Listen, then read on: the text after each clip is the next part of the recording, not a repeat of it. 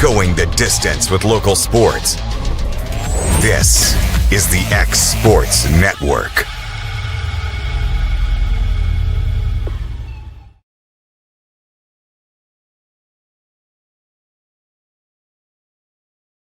I'm Mike Keith, and my friends at Elliott Johnson Insurance have a great partner in Auto Owners Insurance. Auto Owners makes it easy to get life, home, car, or business insurance. Let Elliott Johnson Insurance find the Auto Owners policy that makes a difference in your life. Call Elliott Johnson Insurance at one of their 3 locations, Florence, Loretto, and Lawrenceburg. Elliott Johnson Insurance, moving forward for our clients every day.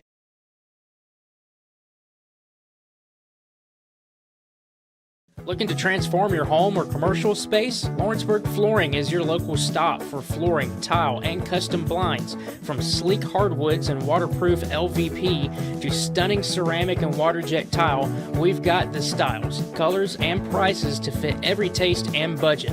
With financing options available, visit Lawrenceburg Flooring today, where your design dreams become reality. Your floors, your style, we've got you covered. Arts, crafts, stationery, journals, books, educational toys, wrapping paper, devotionals, greeting cards, and much more can all be found at Paper and Thread in downtown Lawrenceburg. Shop local to find the perfect gift or have a custom gift basket made for just the right occasion.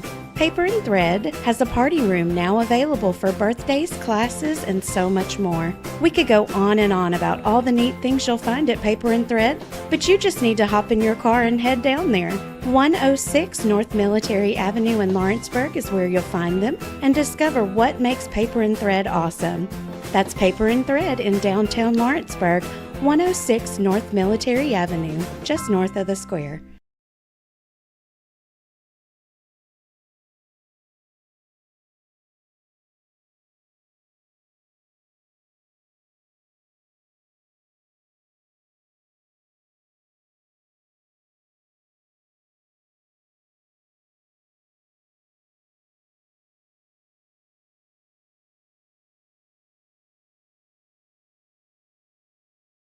Are you tired of missing out on family life just to be treated like another truck number? Since 1986, Southeast Carriers has been a family-operated business based in Lawrenceburg, Tennessee. Being family-owned ourselves, we understand the importance of family, which is why we value it above all else. With our large number of dedicated lanes and our friendly staff, we are able to evenly divide your home time with the amount of time you spend on the road. We offer multiple benefits with large company pay now start. Well, welcome back to Royce Hughes Field. It is game 2 for the UT Southern Firehawks and the Bethel Wildcats in this doubleheader. Austin Coletti here with you alongside Bryant Gobble. Glad you could join us on a rather frigid Saturday afternoon on the X Sports Network. Bethel looking to redeem themselves after what you could pretty much summarize as a less than ideal game 1, getting beat 17-2. It did end in 4.5 innings. And already Kinsley Nichols finds herself in a 2-1 count as we begin game 2 of our doubleheader. No question, Bryant, for Bethel, it is very simple. Number 1, to get the score much closer than game 1. But to do just that, get started a little bit earlier, and they do as Nichols finds the right field line for a base hit to lead off game 2. Yeah, for Bethel, the goal is going to be pretty simple to make this a much more respectable game. And you feel like Bethel, those last 3 innings, they finally got their legs up under them in that game. Yeah, that's a good way to describe it. They got their legs up underneath them. This is, the first game of the season. It's chilly. The wind's blowing. Bethel's also not on their own field. That part of the state of Tennessee also, went through a pretty bad ice storm and weather over the past. So you wonder if that affected some of their practice over the past couple of weeks. So they're getting their legs underneath them. That's a good way to describe it, and I look for improvement here in game 2. Runner to second. Great jump by Nichols, and she's able to swipe second. Now, you know the anatomy of Tennessee more than I do. That is Northwest Tennessee, is McKenzie, correct? Right, yeah. Sounds like you know it just fine. Well, I recalled looking it up because we talked about our hometowns in the first game. I'm from Fayetteville. You're from Lawrenceburg. Fayetteville High School is in 1A, and usually in football, their path runs through McKenzie. Yep. And so I think I looked it up on a map one time, and so I briefly remembered that. And this one slapped to right field and right to the glove. There's out number 1, and being held up at second is Nichols. Great play was made by Marie Bodley for out number 1. So Fallon Jordan will step up to the plate with 1 out and 1 aboard.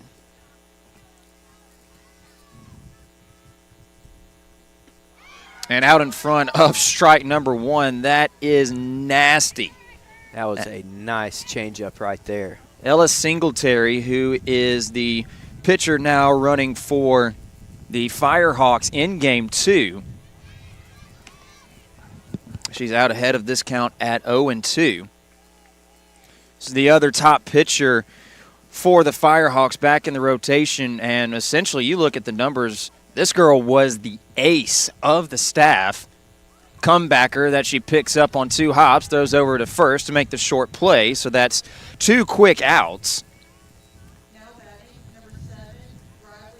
Yeah, in that case, if you're the pitcher, you want to hold the runner, but at the same time, go ahead and get that second out. So now you have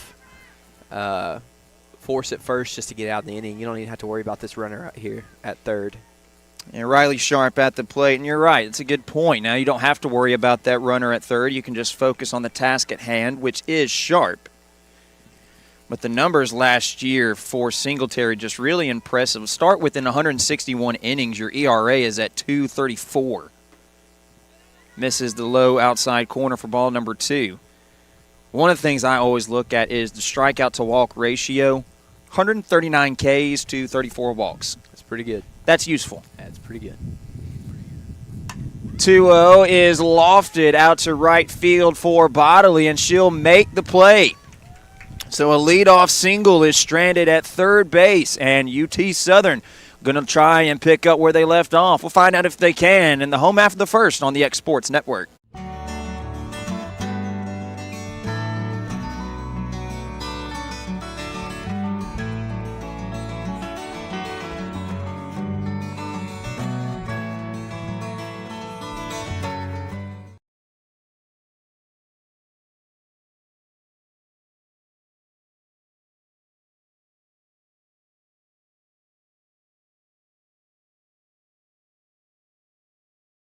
A&M Medical is Lawrence County's newest medical clinic, specializing in urgent and primary care. Practitioners Andrea Bain and Meredith Hutton bring years of experience and compassion to keep you and your family healthy. A&M Medical features a separate well waiting room to meet your needs. Visit today and ask about A&M's weight loss program and telemedicine services. That's A&M Medical, located at 2367 Highway 43 South in Leoma, Tennessee.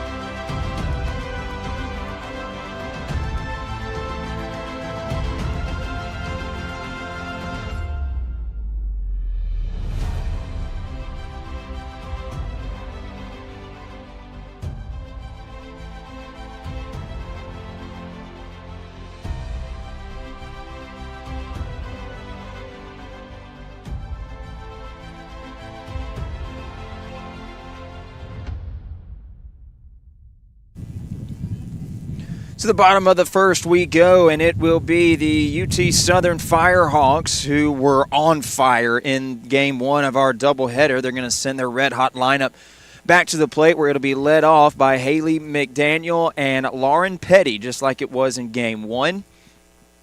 This is a game coming into this game, the Firehawks had pretty much everybody cross the plate in Game 1, and this one is bashed out to right field for a base hit to lead off the home half of the first frame. McDaniel wasting little time. There's a leadoff single for the Hawks.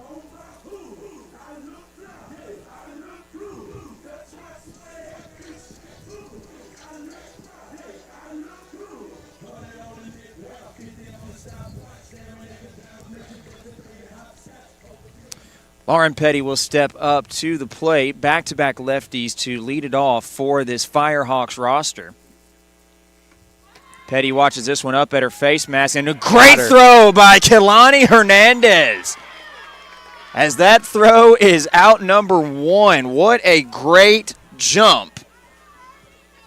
Hernandez, who played second in the first game, my goodness, I would love to know the pop time from catching that pitch to throwing it to second. That was impressive. McDaniel caught stealing. And the count is 2-0, bases empty for Petty. Yeah, that was a really quick trigger, and the throw was on the money. It was well placed, and the runner didn't stand a chance. That is as impressive a throw as you're going to see made from home plate today.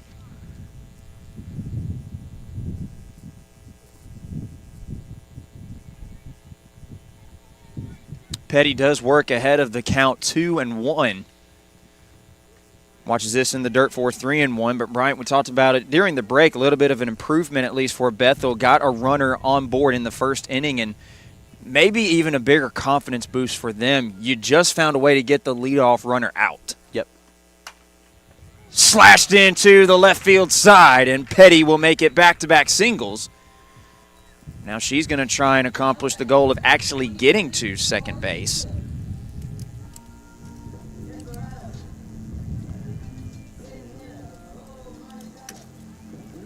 It'll be Carly Cook to step up to the plate, and I hope that bat has had enough time to cool off in this weather, because her last two plate appearances were wicked. Sent a home run over the right field center wall, and also had a base hit out that way as well. And no question, Brian, even though this is a new game, you reset, it's a new pitcher, that has to be in the back of Bethel's mind. Yeah, absolutely. You gotta have a little situational awareness. Don't give her one right down the middle. And so far, a couple of balls show that they're not going to give her a meatball here. Maybe they took that bat and wrapped it up in a blanket or something in between games to try to keep it hot. She's still ahead of the count despite the first strike, and it's 2-1. She's pitching to the outside here. At least the past couple of pitches have been on the outside. Cook now way ahead at 3-1.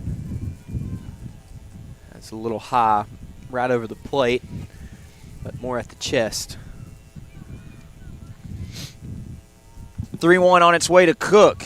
And I got to say, that decision was probably consumed with wisdom to stay away from the sweet spot.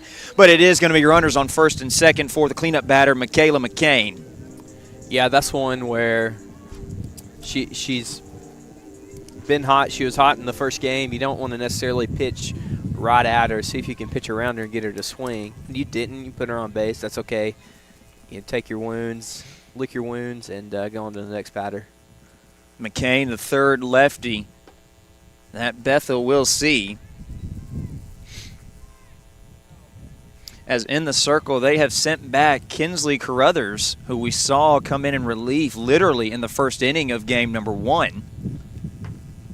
Evidently, Bethel liked what they saw. They're going to send her out there again. Goes back to a conversation that we had. We even talked about it a little bit off air. Very, very strange, the difference in baseball and softball, because, you know, if this were a baseball game, as this one is popped up high out to the track in center field, and it is gone! Michaela McCain, a 3-run shot, and that's the second long ball of the day for the Hawks. I tell you what, that thing out just got hung up. I was like, all right, fly out maybe to the warning track. It kept going and going and going. I want to pan over here to the flag, and you can see how blustery it is. No doubt that the wind helped that one, as she goes yard and puts a 2 spot on the board here in the first. That has to sting, because if my memory serves correctly, both home runs are, oddly enough, off of Carruthers in the circle. Yeah. But I was getting ready to go back to this. You know, if this were a baseball game, Carruthers is not even in the circle. Yeah. She's playing defense. Yeah. But in softball, essentially there is no pitch count limit, and so that's why she's able to pitch her second game in probably about as many hours, quite literally. Austin, check your notes and see if I'm wrong. Was there 2 people on base? Was that a 3-run shot? It was indeed. That was a 3-run shot.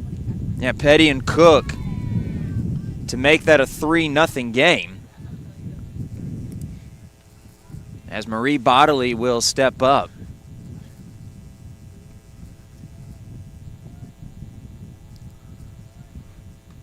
(1-0), and wow, a wicked grounder.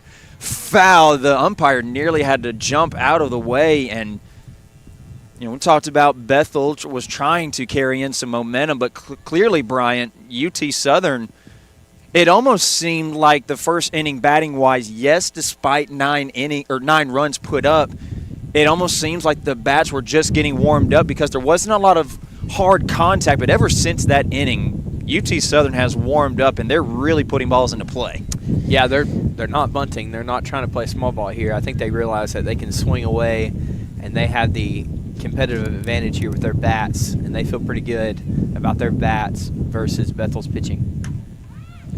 This is cracked out to center, and this time making the play at the track is Kinsley Nichols, and there's out number 2. That's got to feel good for Bethel just to get something.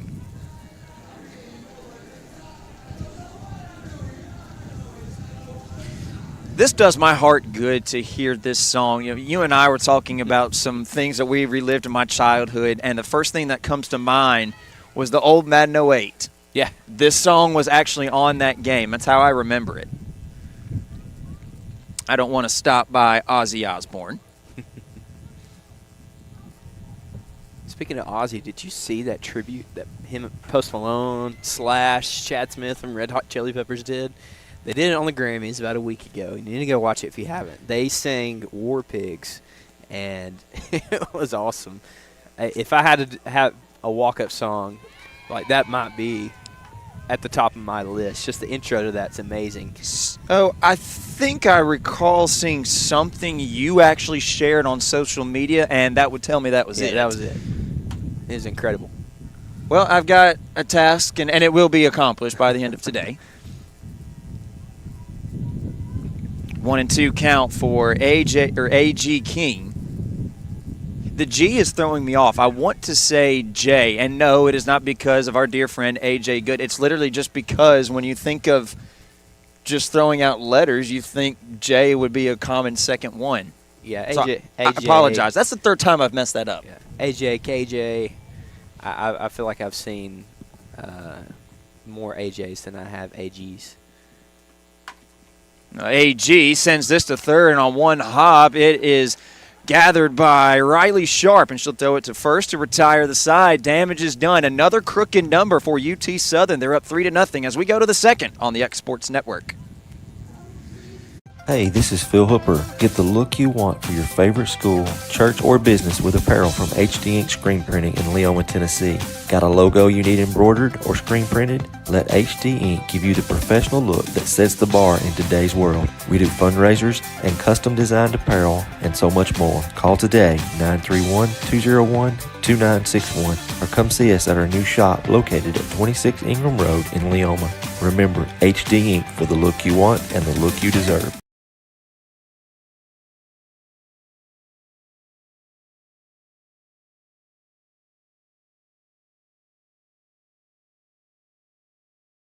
Efficiency, reliability, accuracy. Move forward with your real estate sale or purchase with Title and Escrow of Lawrence County, the most experienced closing team around.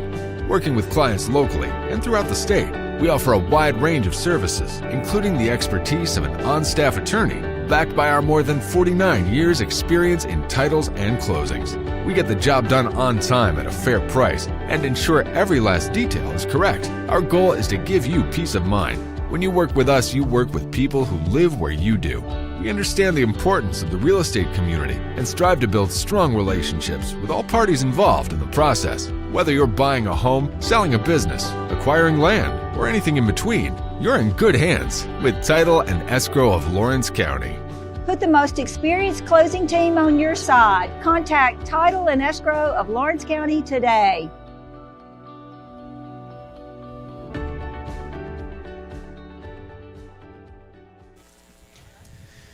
To the second inning we go. It is another crooked number for the Firehawks as they lead at 3-0 entering this second inning.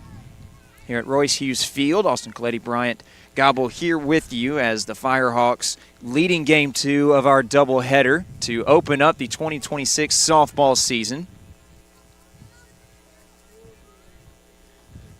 Considerable improvement for Bethel. Yes, they are down 3-0, but Bryant, the good news for them is, as a swing and a miss through strike number 2, kind of on a joking note, you don't let UT Southern get to a second rotation of their lineup. But more importantly, this game is already not too ugly. It is still well within reach. Yeah, absolutely. That's psychologically, being down 3-0 is a lot better than being down, 16-0 as they were in the first. So their heads are probably a little screwed on a little more straight, if you will, for this game. And they're ready to lock in and play because they can compete here. Chanley Price will foul this one. Thankfully, everyone is accounted for, uninjured. It did get a little dangerous there. Foul ball by Chanley Price makes it 2-2.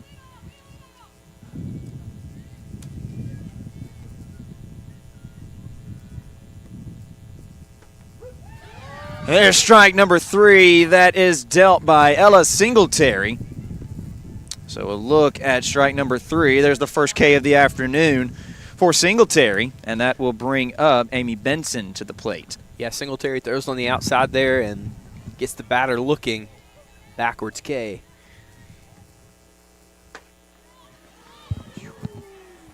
Boy, a good heater that pops the mitt for ball 1. It was a little high, but I, just like most people here, thought that was a good pitch.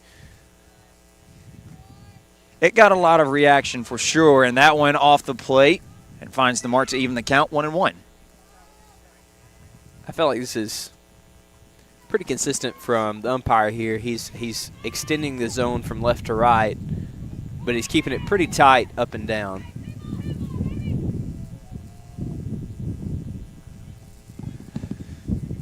Count is now in Benson's favor at 2-1. Singletary trying to bounce back. And way behind on that heater for 2-2. And Bryant, I'm looking all over the field, and with the exception of 2 players who are in the pitcher's circle in the batting box, everyone else in long sleeves, my hat's off to the physical toughness of Benson and Singletary.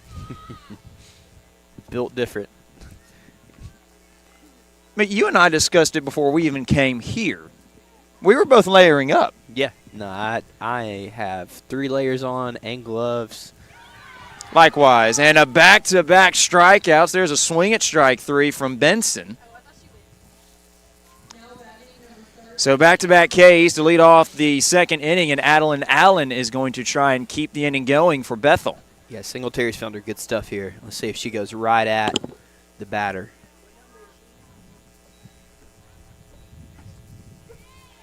Ooh, late decision. It's called a strike 1. She's found that corner. She knows the umpire's going to give it to her, so she is going to use that to her advantage.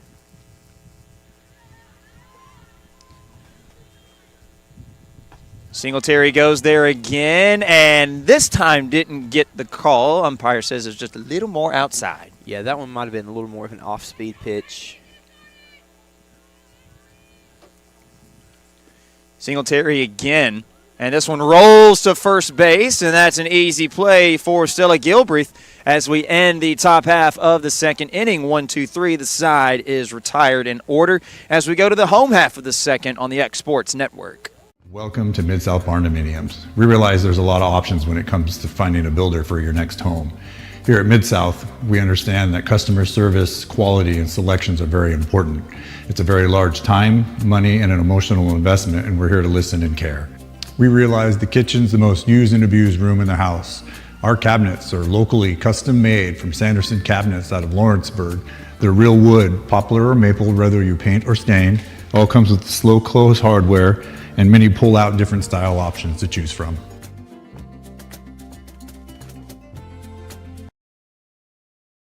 You know, Storing Lee Furniture is not just some huge chain store.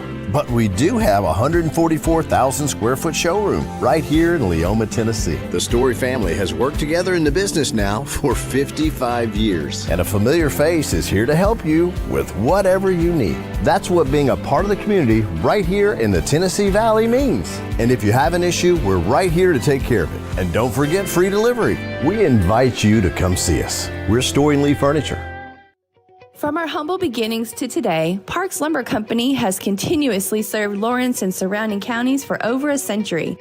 Although we started as a small lumber yard in 1896, we have grown to include everything you need to make your dream project come to life. No matter your building needs, our experienced staff will be with you every step of the way to ensure you receive the highest customer service and attention to detail you deserve. Visit us at 106 2nd Street or on Facebook. We guarantee you will see working with PLC is as easy as 1, 2, 3. Home half of the second inning we go. It is a 3-0 lead for the Firehawks as they lead Bethel in Game 2 of this doubleheader. Game 1 went by way of the Firehawks pretty convincingly, you might say, 17-2 in just 4.5 innings of play. It's the quickest you can get a game over with due to the run rule, and that's exactly what the Hawks got. First time today that the Hawks have sent Stella Gilbreath to the plate. Bryant, I would say only allowing 1 run in 4 innings in the circle in Game 1. That's usually a pretty productive day. Yeah, she did great. And lofts one out to right center field. Is going to challenge the right fielder, Allen, who's able to put it away. And that was 1-2, especially in those first 2 innings, very economical with her pitches.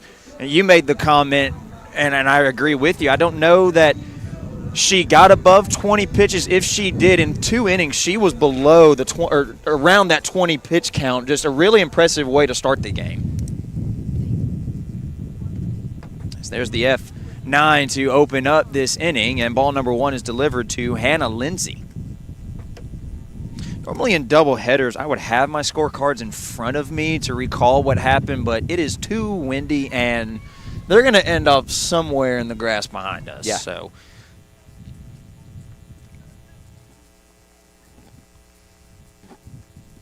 1-1 the count here for Hannah Lindsay, and watches that one upstairs for 2-1.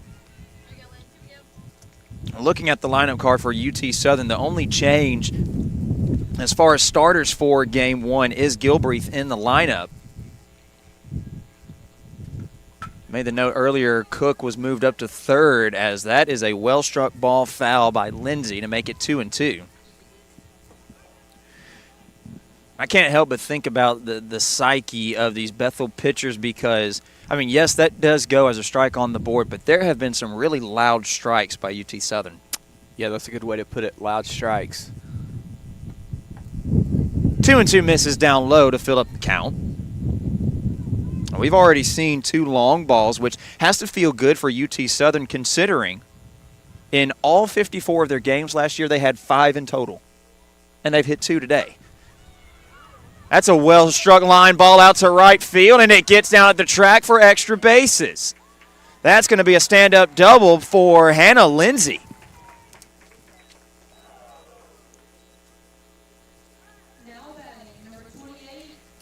A 1-out double for Lindsay to bring Emery Hall to the plate. And what do you know? Just another runner in scoring position for the Hawks, which is something they've done a whole lot of today.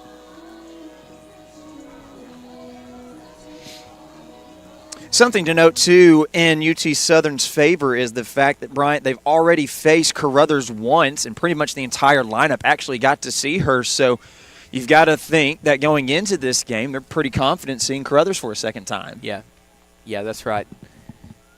And Carruthers, like we were saying in the first game, she's throwing strikes.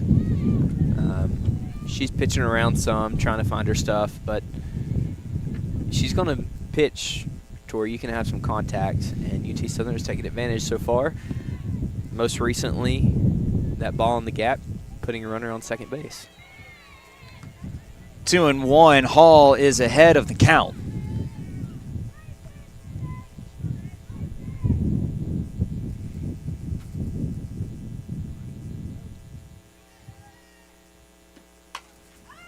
This is sent sky high into shallow left. Jada Wynn comes in to make the play, and there's the second out of the inning.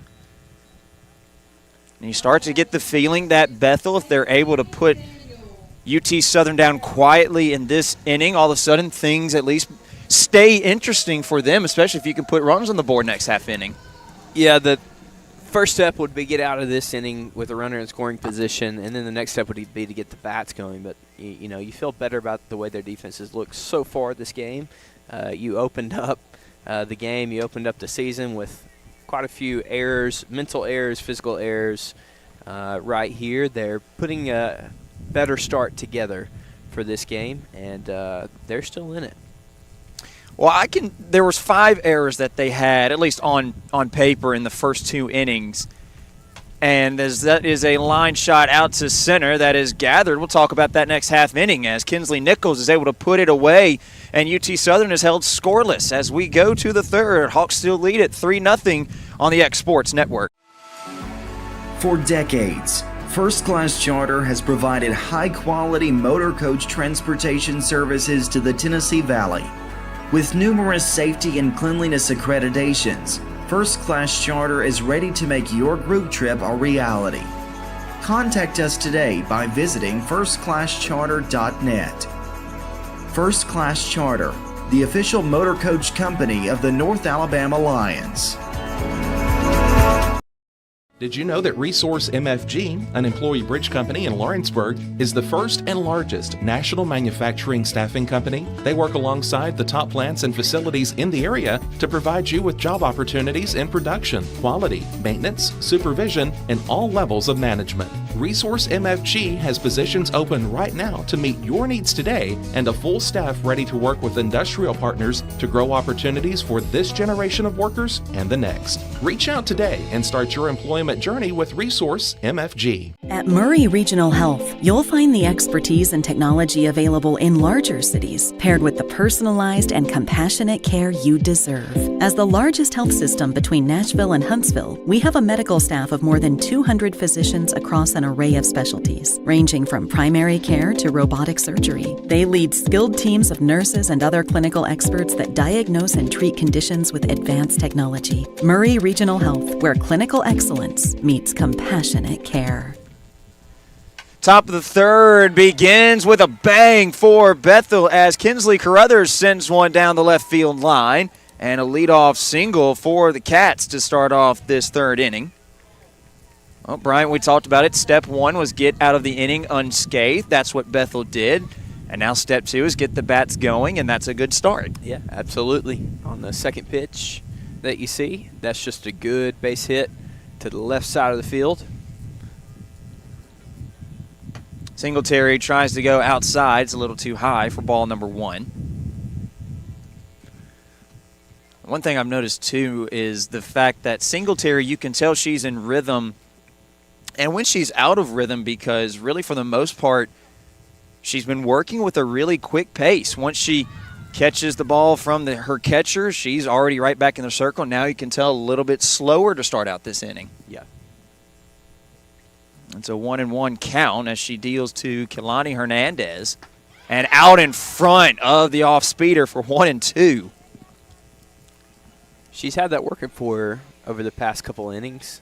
She's still going to go back to it. A nasty changeup, 1-2 on its way. Then tries to go upstairs. A riser evens the count at 2-2.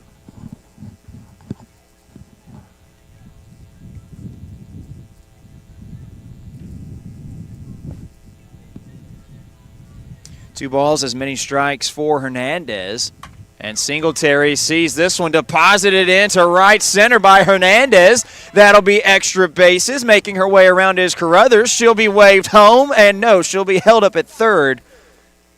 That was going to be close, but Bethel elects to stay on the safe side, and 2 runners in scoring position as we're back to the top of the lineup in Kinsley Nichols. Yeah, that's a good piece of hitting with a 2-2 count. You send the ball into the gap. I think it's wise to hold the runner up on third. You don't have any outs. There's no force here at first with runners on second and third, so you can get to work here and continue to push runners on base and hopefully get one across. Strike one down Broadway, delivered by Singletary, and all of a sudden you get the feeling that if Nichols can somehow get a ball to the wall, then all of a sudden this is a really interesting game too. 0-1 finds the same spot again, staying low, and is ahead 0-2. Already 3 hits in this inning, in this game. That is how many that Bethel had in all of game number 2.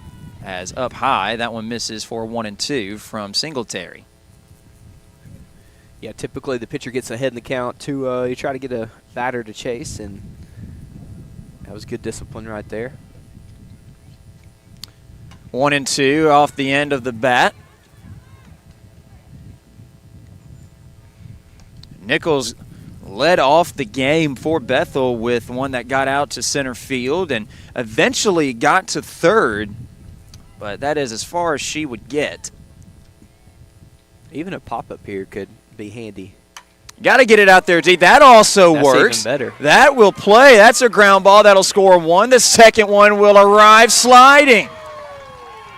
And Nichols will get to second on the throw. That is a 2-run single. And Bethel has finally been able to make a game competitive today, and no question that feels great. Yeah. Just a good piece of hitting. That was just a ground ball up the middle, and defense couldn't do anything about it. Good base running to get from second and third to home to make it 2-3. I mean, and I say that just because, the first game, call it like it is, that was basically over in that first inning. So now you are in a battle, and again, I firmly believe they've carried over the momentum from the last 3 innings of that first game, as more of it solid contact and a diving play and able to be made by Emery Hall, and because of the holdup by Hall, it's going to be 2 runners in scoring position instead of a tie game. But again, there, Bryant, Bethel has come back. They've carried over that momentum, and look what they're doing. Yeah, that's right. They are putting the bat to the ball and putting it in play right there. Maybe with different conditions, the center fielder makes that play. That's one of those that's just hard to track. It's not popped up too much. It's kind of in between a line drive and a true pop fly. The wind is blowing from left to right. It's going away from the center fielder. The right fielder doesn't have time to come over and shag it down. Just tips off her glove. We've talked about how much the wind is going to play a factor. Usually that would probably be on a straight line, and I don't know that Hall would have to even dive for it, but with the wind blowing, it tracks even further away from her, and she has to extend for it, just unable to make a play. Yeah, I'm sure there was some spin on that ball, too, causing it to do a little curve. Well, that is now 4 hits in the inning for Bethel. Again, a much better showing as they have finally been able to figure out this UT Southern pitching. Gets out in front and evens up the count and a ball and a strike. Yeah, we'll see how Singletary responds. She's still got her stuff. Let's see her fight back right here.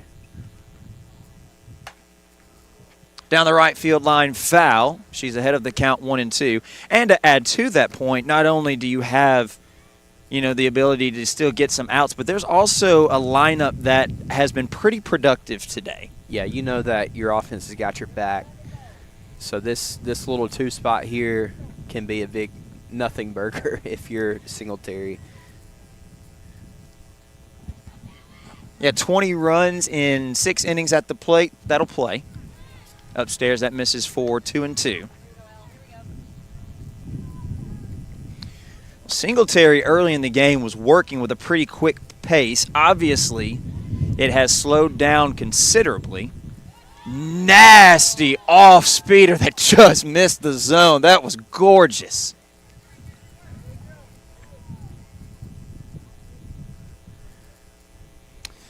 The count runs to its limit for Fallon Jordan, who's at the plate, and she stays alive. That was a good spot on the outside by Singletary.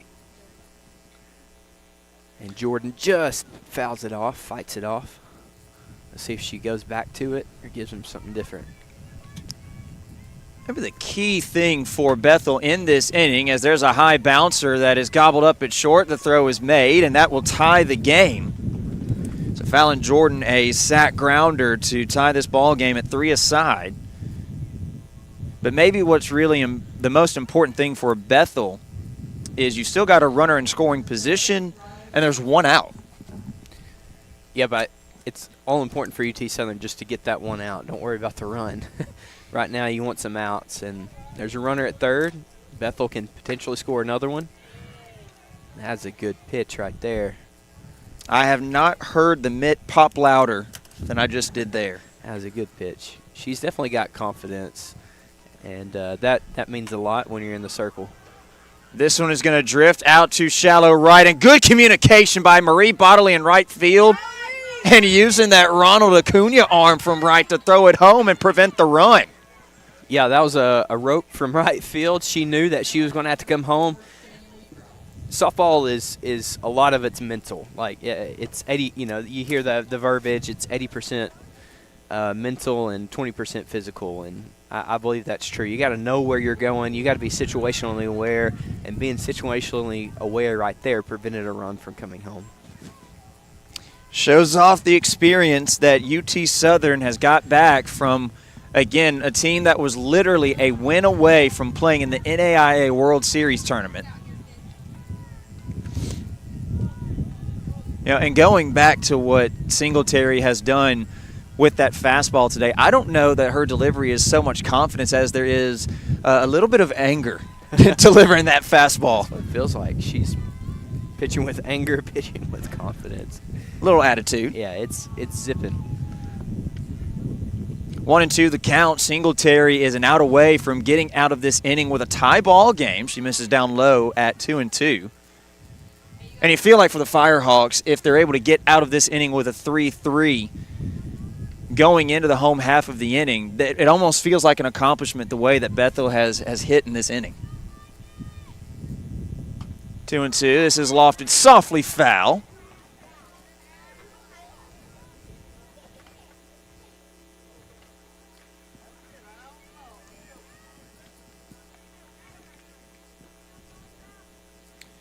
Singletary trying to get out of this inning with no further damage, but Bethel has really made things interesting at 3-3, and all of a sudden making the Hawks guess themselves a little bit, and that is well struck into left center, and the Wildcats lead for the first time today. RBI single from Chanley Price, and that'll put Amy Benson with the Wildcats ahead 4-3.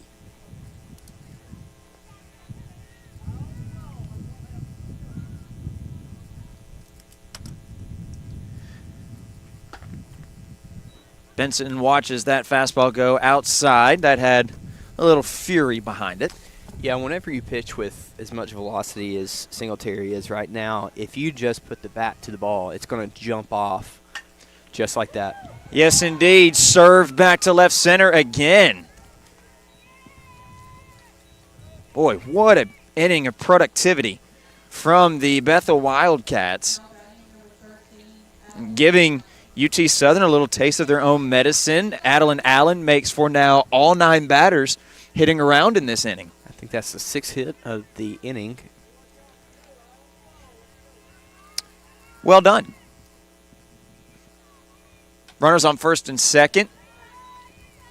And you can tell that Bethel is much more confident at the plate because they're offering a lot more of the first pitches that Singletary throws. Yeah.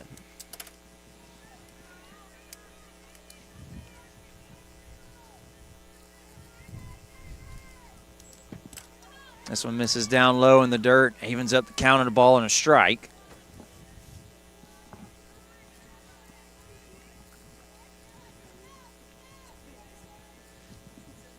Allen with runners on the first 2 bags and is a little bit behind on that swing for 1-2.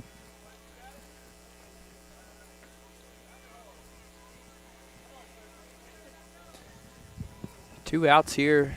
Runners on first and second. Just tag your bag, and UT Southern can get out of the inning.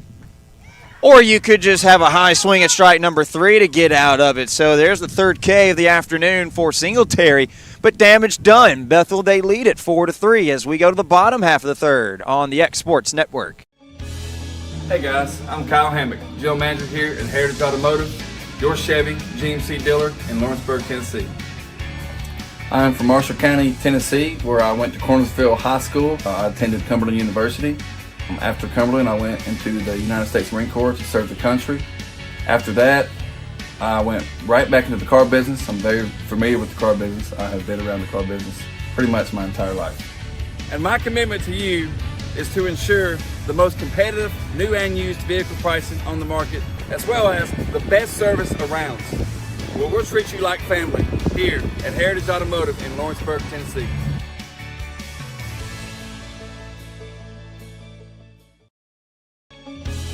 Hey guys, I'm Kyle Hammock, General Manager here at Heritage Automotive, your Chevy GMC dealer in Lawrenceburg, Tennessee. I'm from Marshall County, Tennessee, where I went to Cornersville High School. I attended Cumberland University. After Cumberland, I went into the United States Marine Corps to serve the country. A local law firm respected throughout the state. Generations of clients have turned to Boston, Holt, and Durham since 1948. We assist individuals and businesses with their legal needs, including real estate, property closings, personal injury, employment discrimination, and family law. Our clients get the personal attention and convenience of a hometown law firm with the resources and ability to handle any case. Come see us at Boston, Holt, and Durham.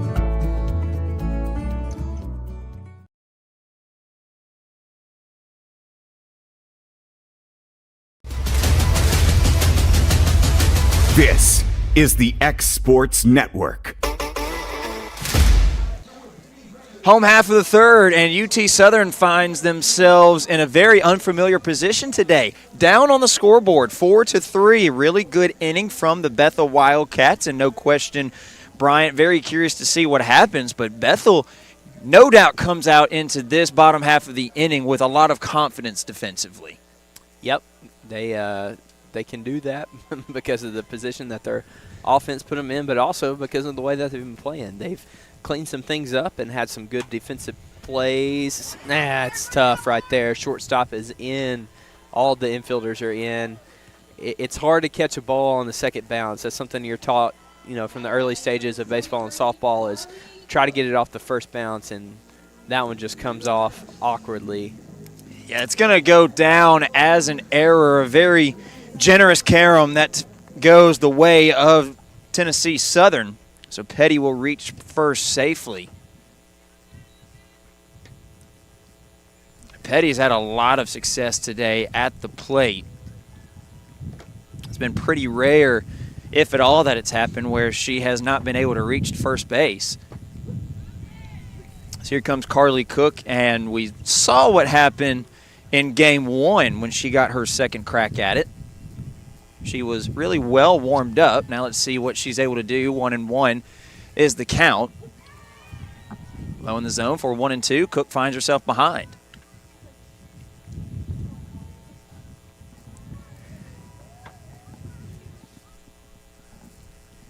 One and two runs the count. Cook, that's a loud foul ball.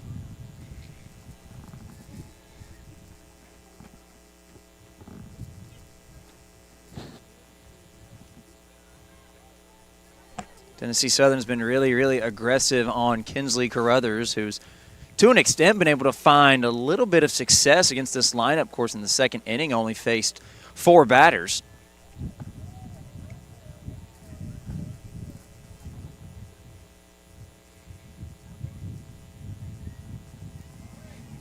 One and two on its way to Cook. Leveled to center on a rope, and unable to gather that was Nichols. And Petty will get into third, and Cook is into second standing. How about a double to put a pair of runners in scoring position for Michaela McCain? It's a great piece of hitting. That ball got out of the infield in a hurry. It didn't touch the ground until it was almost to the fence. For a split second, I thought Cook had her second of the day. Yep. And if that's a little more up in the air, she certainly does. It definitely had the exit velocity. Maybe not the launch angle, but definitely the velocity. If we weren't to get a little analytical here. Always cracks me up how ESPN's able to do that for Major League Baseball. Yeah. There is a little visit in the circle for Kinsley Carruthers.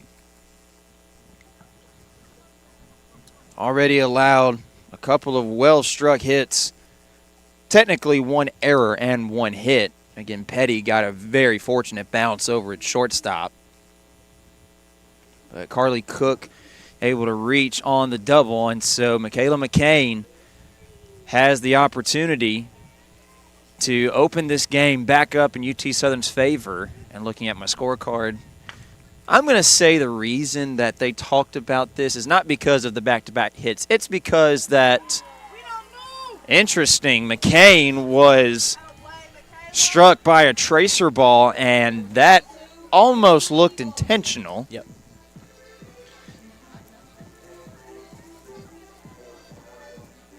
I told you after the stats you shared from last season, it's hard to think that maybe it isn't intentional with as many hit by pitches as you saw, as you said, happened last season and now this season. That's at least, what, the fifth or sixth one? That's the third today in 2 games. Is it the third?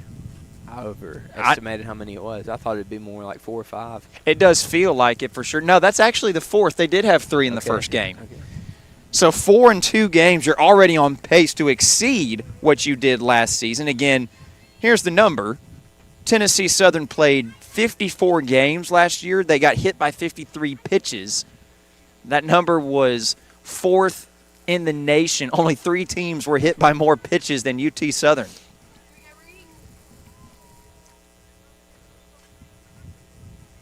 Now, this is an astronomically high pace to open up the season. I'm curious to see how that number trends throughout the course.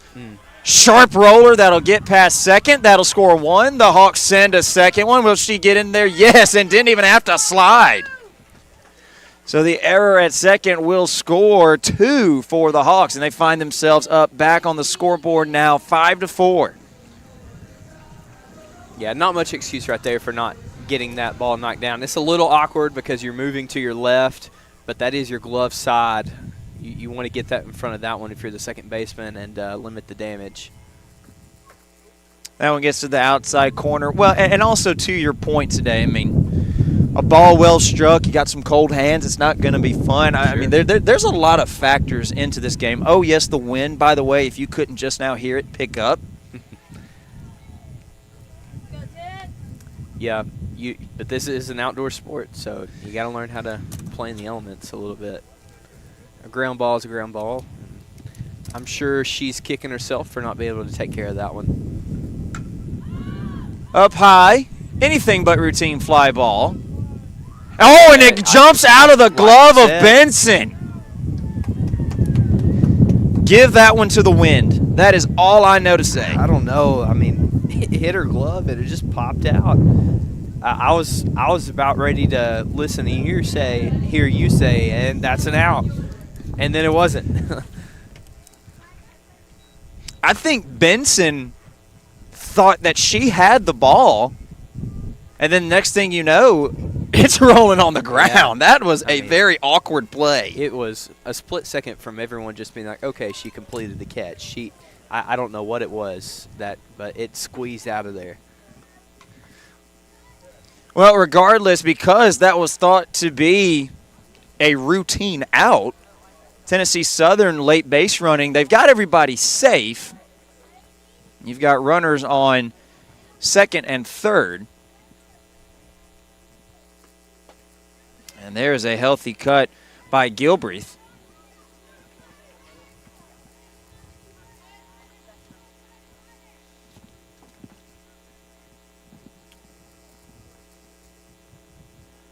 So 1 away with 2 aboard. 2-strike count, and this one sent up high. Oh, boy, how does this one result? Called off in right field, and it is dropped by Allen. On the way to second, and oh, what a collision. And Gilbreth, she's in there safely. Paid a hefty little price, but all of a sudden it is 6-4 advantage for the Hawks. Bethel is just compounding their mistakes, just one rolling into another on separate plays.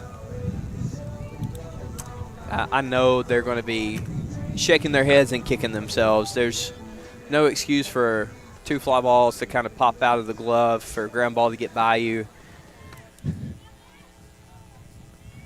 That is a very painful way to do that. There's a well-hit ground ball to short, and what do you know?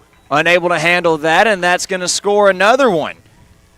It is Marie Bodley who comes in to score, and this game is all of a sudden very interesting. 7-4 Firehawks ahead after 4 consecutive errors. And now there is a discussion amongst the infield.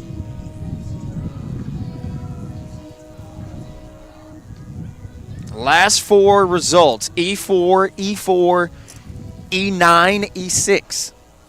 Yeah, and a couple of those pop flies, yes, they squeezed out of the second baseman's hand, but also it could be on the right fielder to try to call her off, because it's a better angle for the right fielder coming in, getting up under the ball, rather than the second baseman having to kind of track the ball over her shoulder, running backwards. So just again, I'm sure they would tell you it's just inexcusable. They'll work on this. It is the first game. They need to shake it off here and try to get out of this inning. There's only 1 out, and bases not juiced. You have runner on first and second. To be exact, it's Gilbreath at second and Lindsay at first for Emory Hall. There is 1 out, but UT Southern, unless a double play happens, they'll go through the full batting order in this inning for the first time in this game.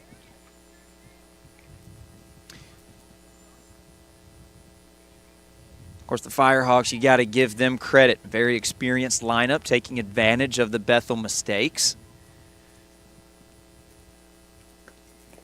Hall takes this one down low.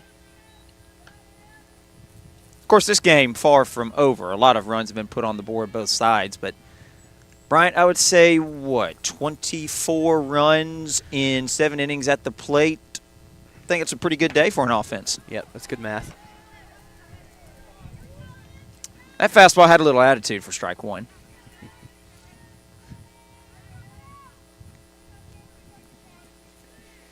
Three and 1 for Hall, and this one softly tapped to third. The throw to first on a hop. It gets to the dugout. So there's another error that will result in another run and extra bases for Emory Hall. It is 8-4, and all of a sudden the Hawks are starting to make this one ugly. Yeah, this can get out of hand real quick if defense doesn't tighten up. You can blame it on whatever you want, but it has been a failure from every point of the field today, from the left side to the right to the outfield and back. It's been ugly at times. Make that 5 consecutive errors that the Firehawks have reached safely on. And 2 runners in scoring position for Haley McDaniel.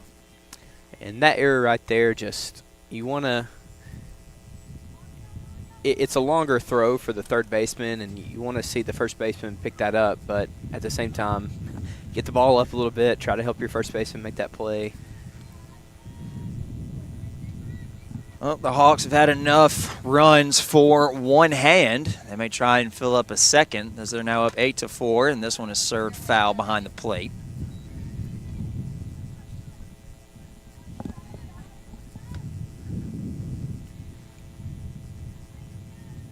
Oh, 0-2. McDaniel is behind in the count.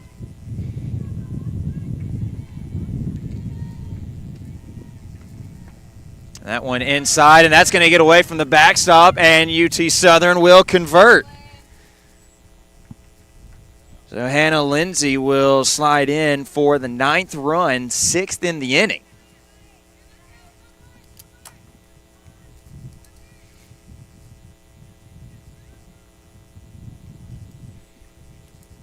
One and two to McDaniel.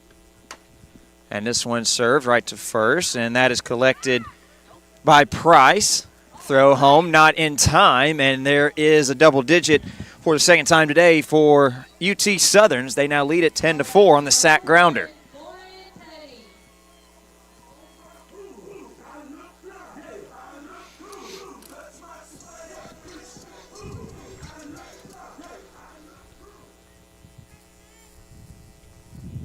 So back to Lauren Petty, which is how we started this inning, and I think we can say that one got away from Carruthers. Yeah, just that kind of day for the whole Bethel team.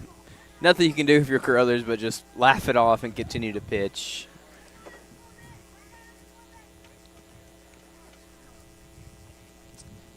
So I think the count's 1-0. Petty watches this one in the dirt. Starting to look like game one for UT Southern, just really letting Bethel make all the mistakes. And the Firehawks have converted. That had a little punch to it.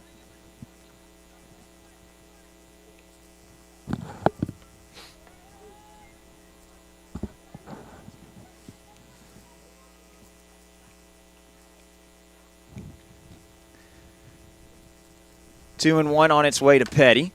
High bouncer that just gets in front of the catcher, and Petty beats it out without a play. Fortunate bounce. Great base running from Petty. And the inning keeps going as Carly Cook's going to step back up. It almost looked like Carruthers was wanting to check off a runner at second or third there. And, you know, the past few at-bats, there has been a person on base, but everybody got home, and she didn't even attempt to go to first. There may be some PTSD still lingering after what's happened in this game so far. Could be. Could be.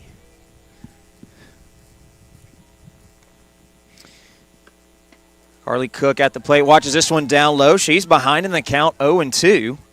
It's got to feel good for Carruthers, considering Cook's probably been the most lethal hitter for this Firehawks team, and one strike away from getting her out. Up high, shallow right center. This is dangerous territory, and putting it away is the right fielder, Allen. Damage done, a crooked number on the board, a touchdown, an extra point to be exact for the Hawks. They lead at 10-4 as we go to the fourth on the X Sports Network.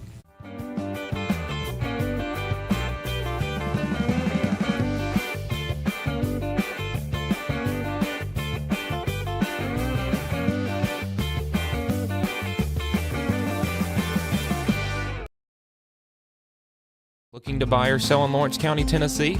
At Corbin & Company Realty, we know this place because we live here too. We are locally owned and deeply rooted. We treat you like a neighbor because you are one. Trust the team that does local best. Check out our listings like this lush 4.56 acre tract with a 3-year home, large shop building, and a year-round creek. This is just one of the many hidden gems we discover for you. Call Donna today at 931-629-5228. Corbin & Company Realty LLC, Summertown's only real estate firm. Hi folks, Bill Osborne here with the Brass Lantern and Legends Restaurants to tell you all about our Sunday special. This is all day on Sundays. We have 3 pastas that we're featuring on Sundays. We have our spaghetti and meatballs pasta. We have our Cajun chicken fettuccine pasta. And we also have our Cajun shrimp fettuccine pasta. They're $11. It's a great deal. Just come on out and enjoy one of these fine pastas at the Brass Lantern and Legends Restaurants. The fourth inning we go, and UT Southern finds themselves where they did in game one, and that's way ahead on the scoreboard, 10-4, as Bethel will step to the plate. They will lead it off with Kinsley Carruthers, who has got to be feeling ungood after what was a pretty elite inning in terms of what I would say is the base running more than anything, Brian. I mean, yes, at the end of the day, UT Southern did put the ball in play. Good things happened, but you know, some of the plays that happened, just really great IQ on the base pass. That's why you have 7 runs in the third inning. Yeah, like I said, it's all about situational awareness, and you take advantage, and that's UT Southern took advantage, and that's why they're up 6 after being down before the inning.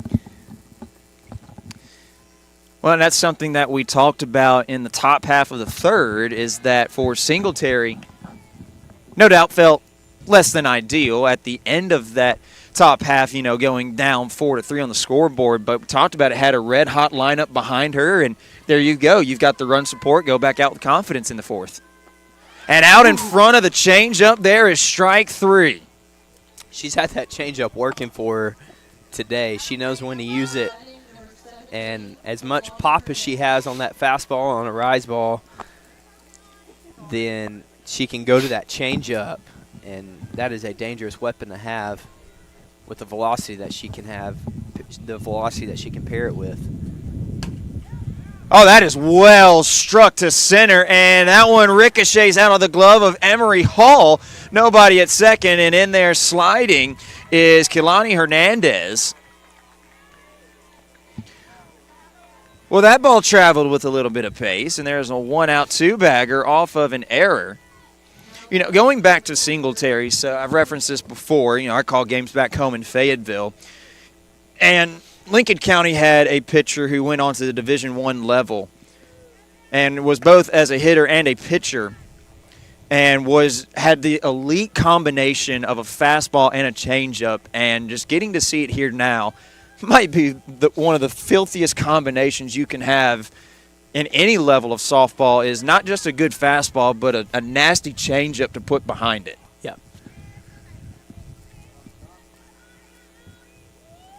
1-1 is the count to Kinsley Nichols, who is at the plate. And Nichols bounces this one high, and it is corralled by Petty. The throw to first is in time and gives the assist to Stella Gilbreth, doing the splits to get out number 2. That was an amazing stretch by Gilbreth, showing the athleticism, knowing the ball was coming quick.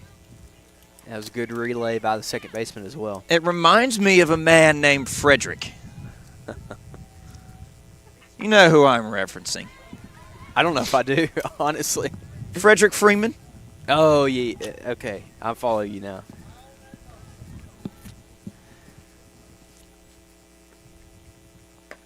.0 misses outside for 2-0. Matter of fact, Freeman has made enough of those. I think you could see a highlight tape of him literally doing the splits to get those outs. That's a big out from Gilbreth, because now you are 1 out away from getting Singletary out of this inning without any damage.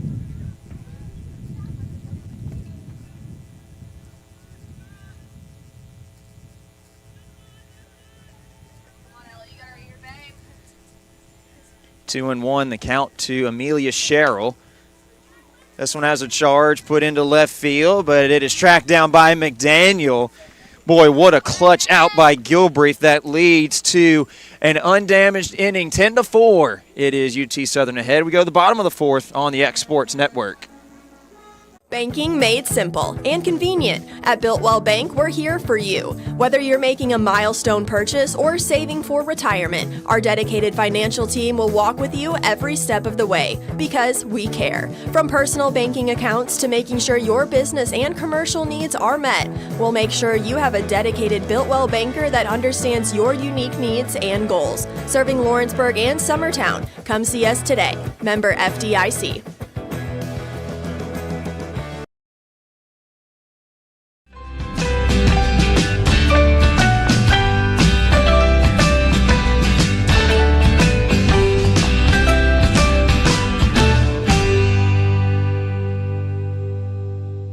There's a reason owners Tyler and Cindy McDowell chose the name In Service for their towing business. They did because it's their goal to be in service for you on the day that you need them the most. In-Service Towing is now known far and wide for their response time, because minutes matter when you're broken down. Or their 24/7 availability, you can call them anytime for service. Their professional team with years of experience, and their fairness, plus their know-how in dealing with the unexpected. But the thing that In-Service is known best for is how they treat their customers, and that's like family. When you need them, call them. 931-843-9098. Make your lawn a legacy. At Legacy Lawn and Landscapes, we put more than 16 years of experience into your goals. We won't meet your expectations, we'll exceed them. We offer consultation, installation, maintenance, hardscapes, construction, and land clearing services. Owner John and Jamie Brewer with their team are dedicated to providing the highest quality landscape services to commercial and residential clients in Middle Tennessee. Service, teamwork, results. That's how you leave a legacy. Home half of the fourth we go. UT Southern leading by a score of 10-4. Michaela McCain will lead off the inning to be followed by Marie Bodley and A.G. King. I think that's the first time tonight I have gotten those two initials right on the first attempt. Good job. I'll take it. Off-speeder misses just a bit short of the mark, and it'll be 1-1 the count for McCain, who today really had a loud start, a 3-run shot back in the first inning, and then has also reached on being hit by a pitch, and that is a loud single to right field.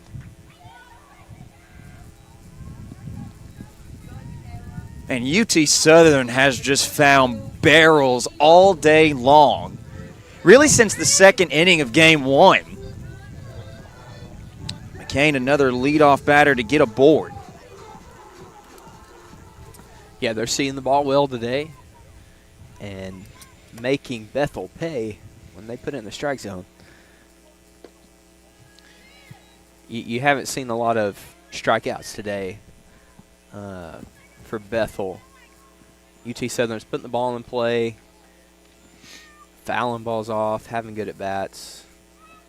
Well, the day is over for Kinsley Carruthers, as that is Amelia Sherrill, who is now in the circle.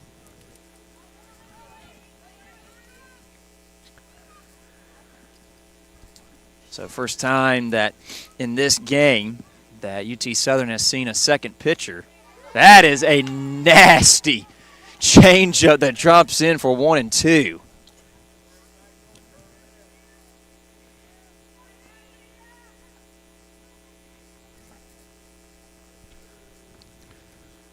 And outside, offering at it with a miss is Bodley, and there's strike number 3.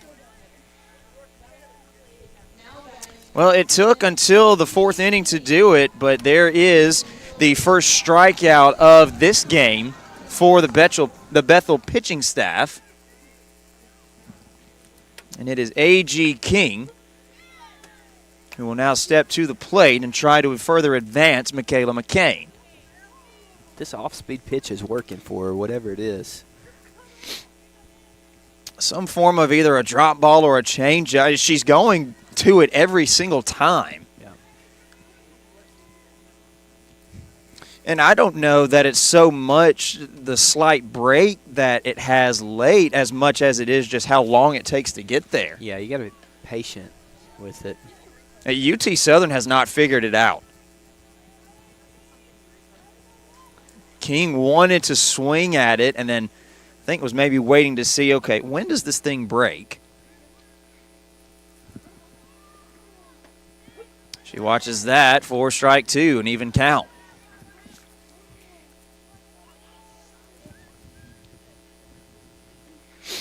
Two balls, as many strikes. The count for King today, technically 0 for 2. She's got a ground down and she reaches on an error. Staying in a fight, remains with an even count.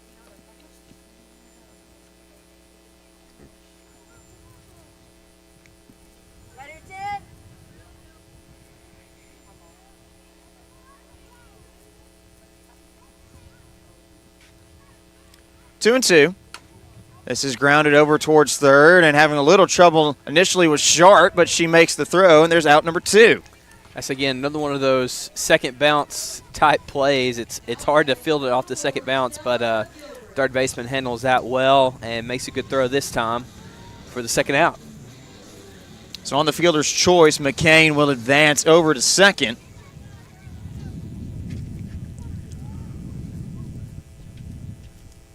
So Gilbreath will step up, and sad but true for Bethel that Gilbreath will attempt to keep the inning going, as it's again 10-4 in favor of the Firehawks.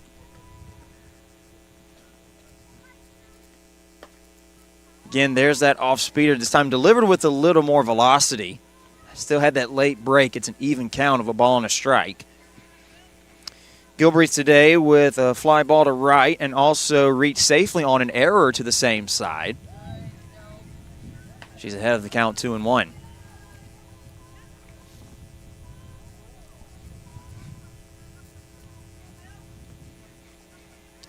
Two and one, the count for Gilbreath at the plate, working against Sherrill. There again was that patented off speeder. It missed to the opposite batting box for 3-1.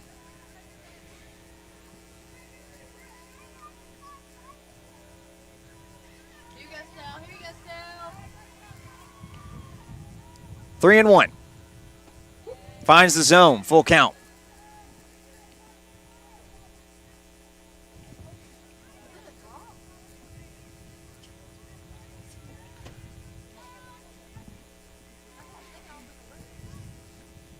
Three and two, sent right back where it came from. And it's an 11-4 ball game on the RBI single.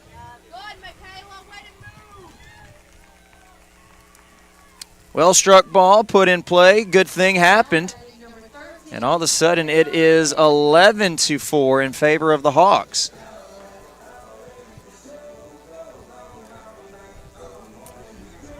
We're getting awfully close to that run rule. We're not there yet until we get to the fifth, but inching ever so closer after a big inning in the third. And now another run scores here with 2 outs in the fourth. Got to give credit where it's due. The Firehawks have allowed me to run out of ink in my orange pen. Retire that one. 1-0, and the throw back, sliding in safely, was Gilbreath. That's a good color, orange. You get some more of those pins, keep them on you. The orange and white. I knew you liked that color. I do love how the Firehawks UT Southern is branded with the red as well. Like the orange and the red, I think that's a good color. It's unique. I think that's a very good descriptor, unique. Yeah. You don't see a lot of orange and red together, just how closely they clash. Yeah. But I wouldn't say it clashes here. Like, again, you think of fire. If you're going to draw a picture or color like some fire, you paint it, then it's going to have orange and red both in it. So I think it's appropriate. It looks good. Well, and technically, with as hot as their bats have been, 2-1, this one line down the right field line, foul. And not realizing it was Gilbreath, hey, you got to go back across the field. But correct me if I'm wrong, isn't blue flame kind of technically the hottest flame? I think you're asking the wrong person. Okay. I want to say that's the case. I was going to say if it is, I might at least put a drop or two of blue in there with how hot the bats have been. Well, if you put blue in it, then within the UT system, then you come a little too close to UT Martin. Yeah. Who are the Skyhawks. Uh-oh, that's a dangerous ball that gets down into shallow right, and Gilbreath will advance to third. And now the throw over to second, not in time. Great slide by Lindsay. Okay, so Gilbreath just wanted to get in a little practice run. She still reaches third. Right. Yeah, Gilbreath has had a great couple of games today, getting it done in the circle, getting it done on the field. And now, with the bat in her hands and on the bases, that ball right there, just a duck flop. There's nothing special about it. Just you make contact and hope it goes somewhere, and it went just out of the reach of the first baseman. Well, and if UT Southern's able to score one more run despite having 2 outs on the board, then you put Bethel at risk of their last 3 outs in the following half inning. Emery Hall, who has reached once out of 2 times today. There it is again, a nasty drop from Amelia Sherrill. I mean, number one, it's so slow, and I don't know that the Firehawks have even still quite figured out that pitch yet, but number two, the drop on that so late is just mean. Hall was jammed and is able to send it down the left field line, but down to the last strike of playing a full 5th inning. Again, that is pending the result of how this half inning goes. Hall could potentially put this at the last 3 outs, and she won't. Sent right back to Sherrill, so we'll play a full fifth. 11-4, the Hawks add to their lead. To the fifth we go on the X Sports Network. The storm doesn't ask. It takes. It tests. It pushes everything to its limit. Some things are built different. Some things are built to last. Tested by the elements, proven by time, engineered for whatever comes next. Summertown Metals. Strength in every storm. Building dreams that last.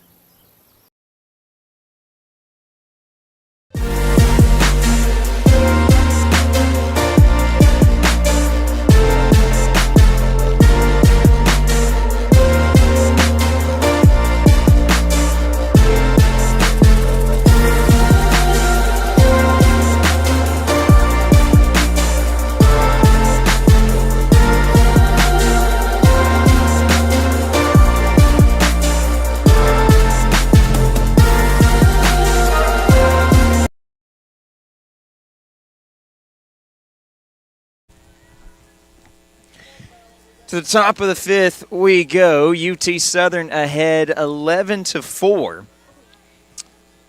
And we will indeed play a full fifth inning as UT Southern did not reach that 8-run advantage to what they would need to force Bethel to be at their final 3 outs of the game. And so leading it off for the Cats, it will be Fallon Jordan. She'll be followed up by Riley Sharp as this is sent to center and corralled by Emery Hall for out number 1. So it'll be Sharp now to be followed up by Price. Sharp today with 2 fly balls over to the right fielder, Marie Bodley. And Singletary still working with a really good pace. This one misses down low in the dirt for ball 1. Singletary, yes, gave up 6 hits and 4 runs in the third inning. Outside of that, has really performed well, has 4 strikeouts with no walks. Oh, my, this is out to right field into the corner, and a beautiful play made by Marie Bodley to corral that for out number 2. Wow, that one looked like it was going to leave the park, and tracking it down was Bodley. She is 3 for 3 against Riley Sharp in game number 2. And now it will be Chanley Price. That one just barely misses the zone, and it'll be a 1-0 count for Price, who today in game 2 has watched strike 3 go by and also has a base hit out to center. This one misses off the plate for 2-0.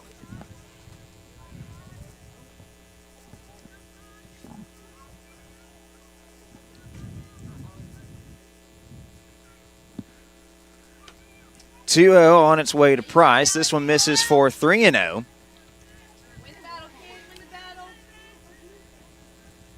Singletary has lost just a little bit of command. And the 3-0 misses upstairs. So there is a 4-pitch walk dealt out to Price. First walk of the day yielded by Singletary. So 2 outs and a runner on first. It will be Amy Benson who will step to the plate and try to keep the inning going.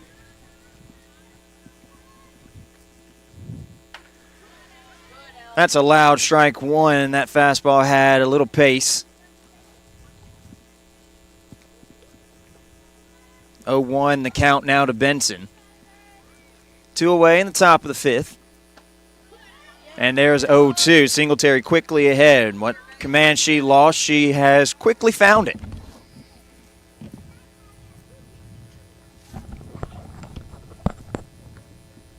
Oh, and 2, Singletary watches this one fouled off. Can it be claimed? No, it was not. Good effort by Michaela McCain, but lost that one in the sunlight.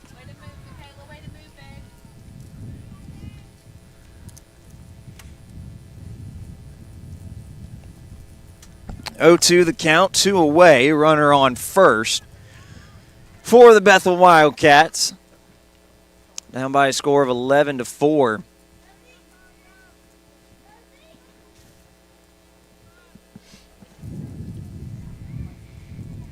On its way for Benson. She'll fight it off to see another pitch.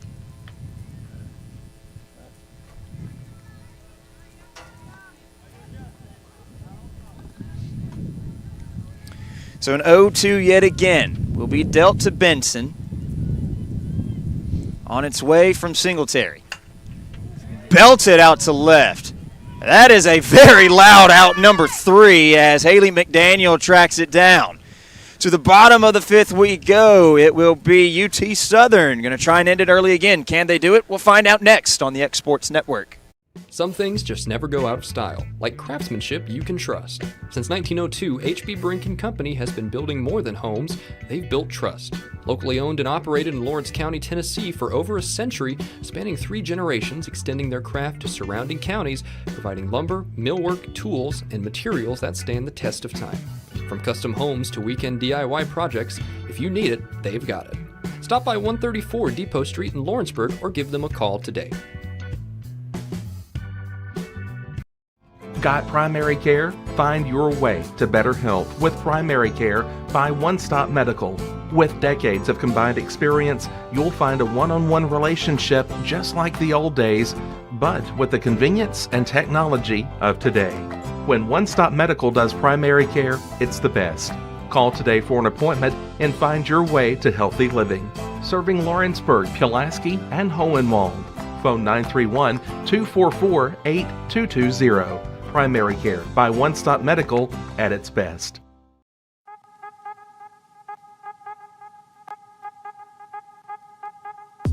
Hey folks, you'll never guess where I'm at today. That's right, I'm at my Quick Mart store. Starting off with a fresh cup of coffee, and guess what's next? The biscuit.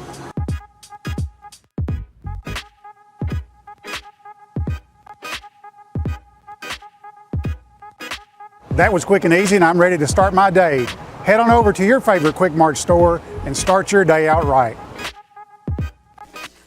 Home half of the 5th we go, and kind of an unconventional walk-off is what UT Southern is looking for, as they lead at 11-4 going into the bottom half of the 5th. And you're kind of at the part of your lineup to do it because it is the top of the order. Started off with Haley McDaniel, followed up by Lauren Petty and Carly Cook. Cook certainly has the firepower to do that. We've already seen her leave the yard once. Even count here for McDaniel at 1-1.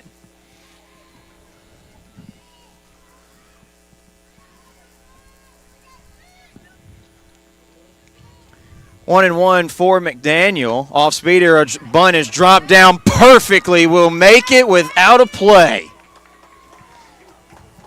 So that is set to be the game-ending run as McDaniel. That is about as perfectly a placed bunt as you can ask for.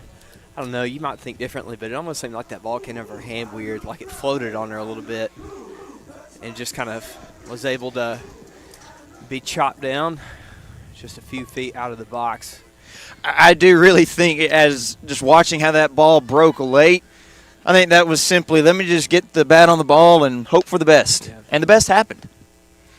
And it goes back to a comment you made earlier today. Put the ball in play, good things happen. Yep. 1-0 the count for Lauren Petty.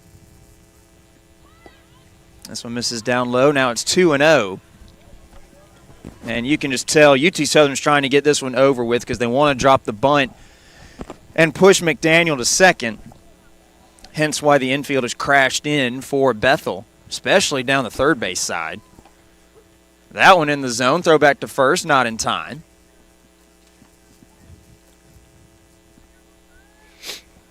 No question that Bethel is on pins and needles now defensively.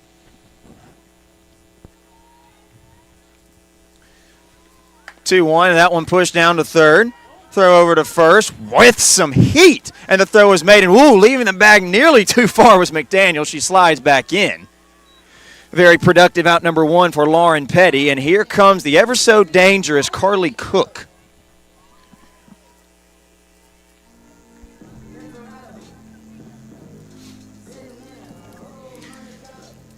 So McDaniel 2 bags away from ending it early, and Cook will try to drive her home today in this game. Has a walk, a base hit, and a fly ball to right.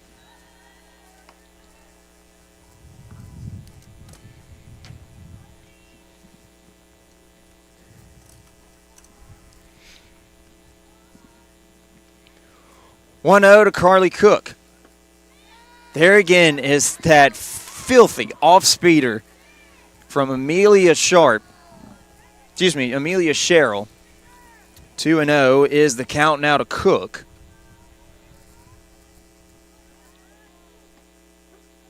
This one finds the lower edge of the zone for 2-1.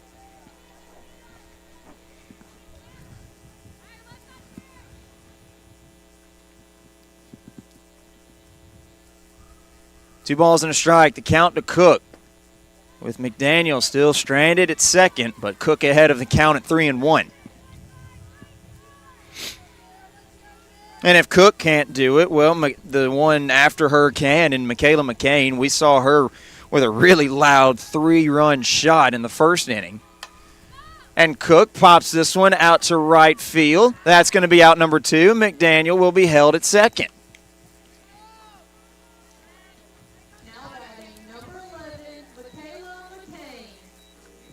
So Michaela McCain, who in this game has a home run, has been hit by a pitch and a base hit to right. Going to try and advance McDaniel at least to third. And not only was hit by a pitch, but again, the way that it went, and here we go. Here's another discussion. And Bethel might actually be content to intentionally walk her. Yep. Or again, the one that back in the third inning when she was hit by a pitch. I mean, don't want to exactly say, but I mean that looked pretty close to intentional. So I wouldn't be surprised if they, in an intentional fashion, just go ahead and put her on base, and we'll skip to Marie Bodley, who's on deck. It makes sense for Bethel if they're wanting to extend the game. The easy out here is at first, but if you put a runner on the base, then you have a force out at any bag. Now your options become a lot more flexible. And here's the thing, too. You talk about you extend the game. You extend the game, you give yourself a chance to win it. Yeah. Tall mountain to climb, but you at least still have opportunity. Yeah. Well, that's one thing that you can respect about baseball and softball more than so maybe football, where you can take a knee and run out the clock, or basketball you can kind of run out the clock as well. These games like this, you have to throw your pitches and throw your strikes until the last man's gone. Now, you still got to get 3 outs. Yeah. It doesn't look like Bethel is going to give McCain much of a chance. Yeah, they are staying way away from her. I can't say I blame them. They are still scarred because they really haven't given her much to do after that first inning of this one. And if I was a coach, I'd probably do the same thing. I can't say I blame them. Yeah, there's not an intentional walk, but an intentional walk. The old unintentional intentional. It isn't as blatant as telling her to take her base before you even throw a pitch, but it's also blatant enough to where it doesn't even come close to the strike zone. So it's up to Marie Bodley if she wants to end this game early. She's got McDaniel at second. Watches that one down low. All it takes is a ball in the gap and an aggressive base runner at second to score here. Firehawks really seem to be in that aggressive mindset. Inside out to left field, and that one finds the glove. We'll play a 6th inning. 11-4, Tennessee Southern ahead. We go to the 6th on the X-Sports Network. The Raptor Series from Hustler Turf. A premium line of residential mowers designed with a wide stance for operator comfort.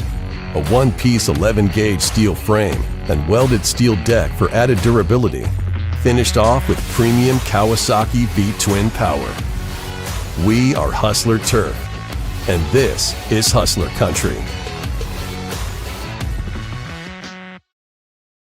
Southern Craft Manufacturing is dedicated to creating the finest quality and greatest value products in the death care industry.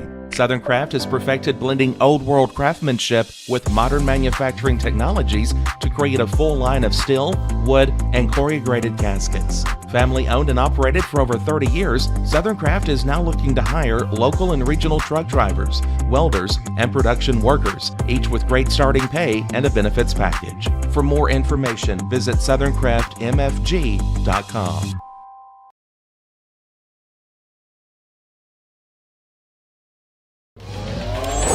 Going the distance with local sports. This is the X Sports Network.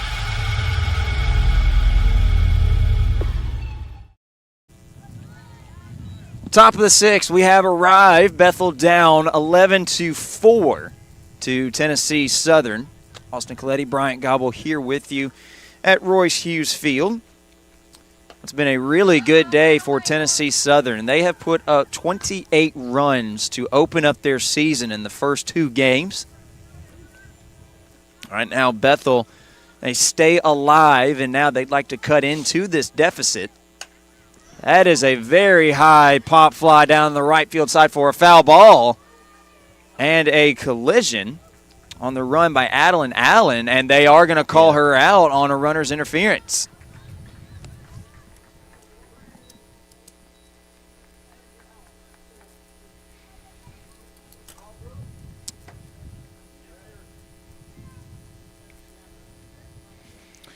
So Allen will have to sit down for out number one, and that will bring up Kinsley Carruthers' spot of the lineup to the plate.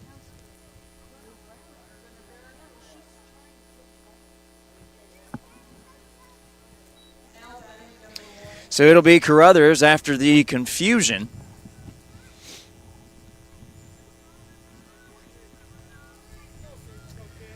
One out and none aboard. And that fastball had a little bit of pace, and there's strike one.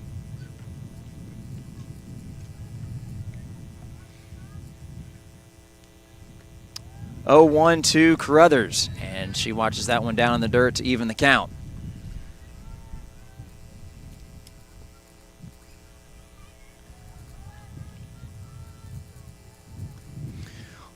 One and one, this one fouled off.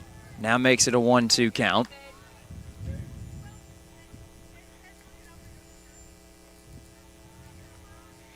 Carruthers today, looking at game two, has a base hit and a strikeout. Base hit went over to left field and was the first of 4 runs that crossed the plate back in the third inning. This one is served right to Petty at second. That's an easy out, number 2.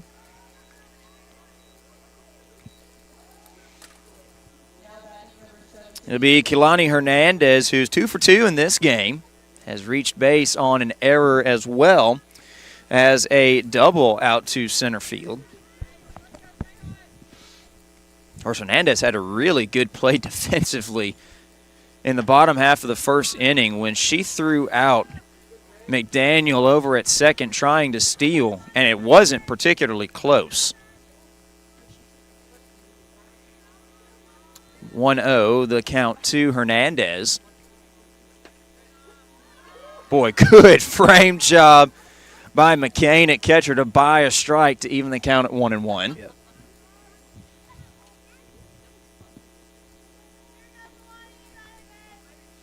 One and one. Ugh. There it is again. Ugh. Out in front of that changeup. That is nasty. She knows when to use it. She doesn't overuse it. I'm telling you, fastball changeup, it is elite. And there's a 2-out base hit that'll get to right center. And the batter wins that battle. As much as we're going crazy over the changeup, she says, I'll just get a base hit right here.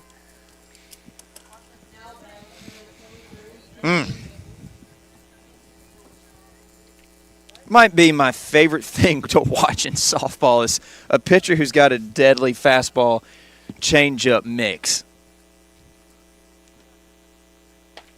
To the top of the lineup, we have gotten back to Kinsley Nichols for now the 4th time in this game.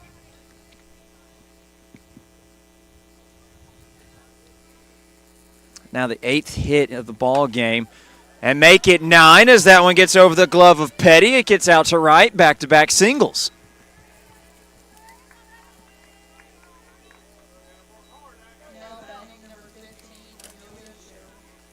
Well-placed ball by Nichols.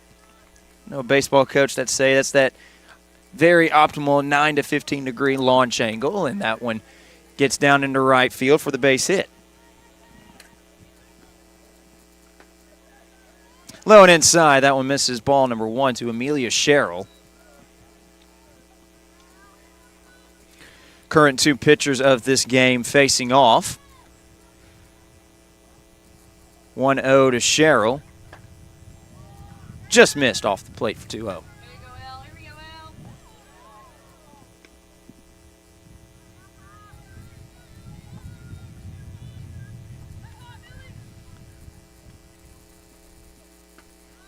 2-0 finds the zone, makes it 2-1. Singletary still just needs 1 out to get out of the inning unscathed, although Bethel has found just a little bit of rhythm. Back-to-back 2-out base hits. Inside, that one misses for 3-1. All you need is a ground ball here to get out of the inning.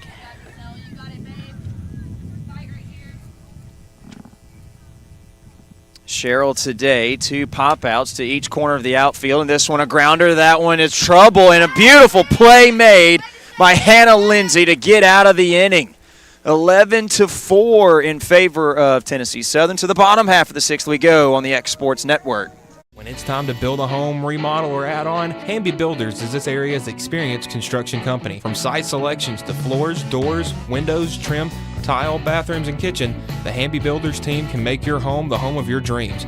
Hamby Builders is licensed and insured with over 20 years of experience in homes in Giles, Lawrence, Wayne, and Murray counties. Trust your home construction or light commercial project to the team with experience and integrity. Hamby Builders. Call 931-629-5264 or 931-629-9472 today. Being raised in Tennessee, we believe in the importance of family and community.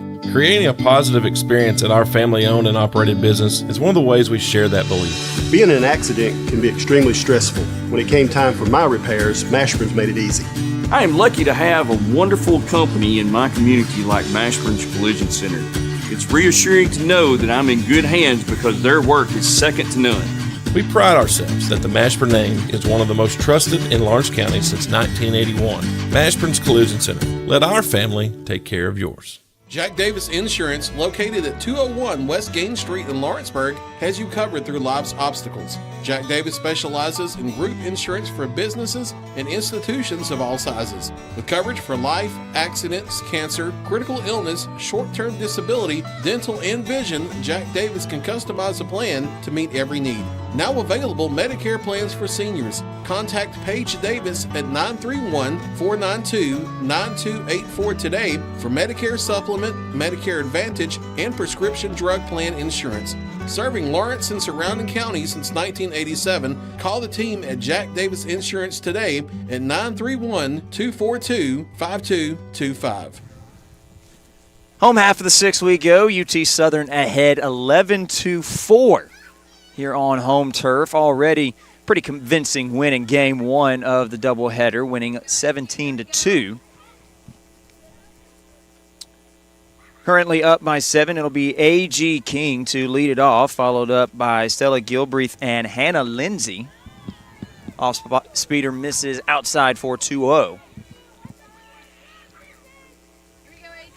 King in this game has reached base 2 times out of 3. And is trying to go 3 for 4. That is well shot out to left field, and that's going to be extra bases. A leadoff 2-bagger in there standing, and again, the early ending run is 2 bags away from scoring. That is a very loud leadoff double.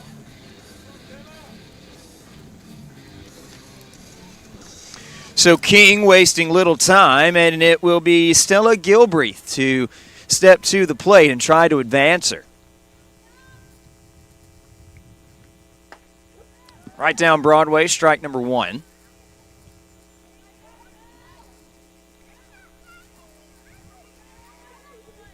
with as good of a day as Gilbert has been having, it'd be fitting for her to pop one out to the fence and end the game right here. Sharp ground to the third, and oh no, bad mistake, and she's going to try and slide into second. No, the tag is made. What a play by Riley Sharp. Just watched out of the corner of her eye and was able to make the tag. King gambled a little too early, and she'll pay for it. Yeah, Sharp really making a good decision there, faking out the runner, getting the runner to commit, and she just chases her down. You know, Sharp had an error earlier in the game that I was a little critical on, but she has made up for it since then. She is a solid player, instinctive right there. A returning starter showing off the IQ. So 1 out, 1 away. Gilbert at first, and it's Hannah Lindsay. As now UT Southern going to have to try and work to get in that run to make it an 8-run lead. This one misses in the dirt for 1-1.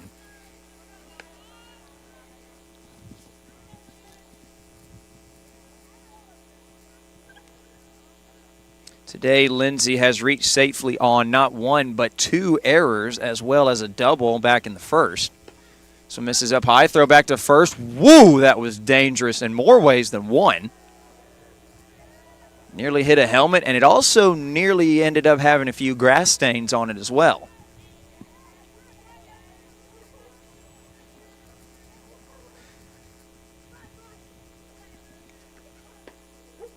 2-1 on the outside edge, evens the count.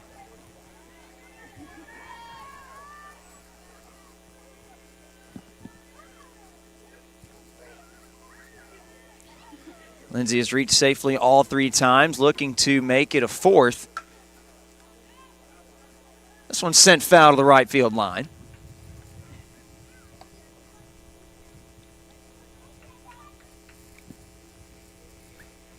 Emory Hall stands on deck.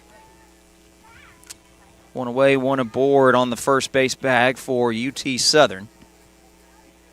2-2 on its way to Lindsay. Lined out to right, and it gets down. There's a grass stain. Runners on first and second. Ball gets away, but UT Southern will leave the runners where they are.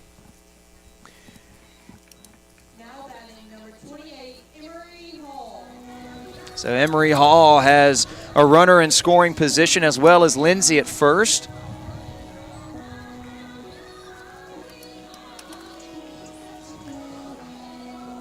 Now 12 hits in this game for UT Southern.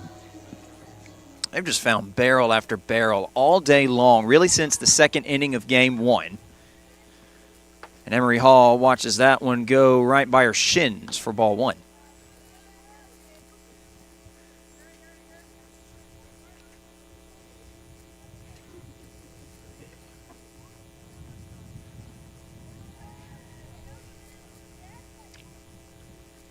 One out to Hall, that is lined right to the shortstop.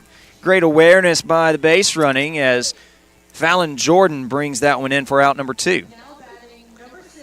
Literally just dropped to a knee and said, thank you very much. Came right to her. That's all you can do. A little, almost like a pitch and catch with the batter. So far, over the past couple innings, UT Southern trying to put the ball in play, and they have, but Bethel has shored up that defensive front. They've crashed in the left side of the infield here with 2 outs, and this one lined right to second. What a catch made by Benson. So this game's going to go the distance to the top half of the 7th we go. UT Southern still leads it 11-4 on the X Sports Network. Shop McMaster's Home Gallery for furniture, appliances, and more. And shop quality, shop convenience, shop service, shop local. A family-owned business with a long history of serving the region. We're a one-stop home furnishings destination. We feature brands you know, competitively priced, backed by professional installation and service. You can trust that we'll take good care of you before and after the sale. For your home, shop smart. Shop McMaster's Home Gallery today. Make your property rock and roll with services from G&S Excavating, specializing in white sand, compost, mulch, topsoil, landscape gravel, and steel landscape edging. Turn to the pros who know how to make your project shine with years of experience. The best part is they're locally owned and operated. Choose from a vast selection of mulch and rock from their conveniently located facility at number 3 Valley Road in Lawrenceburg, just off Buffalo Road. Phone 931-279-3841 and get started today.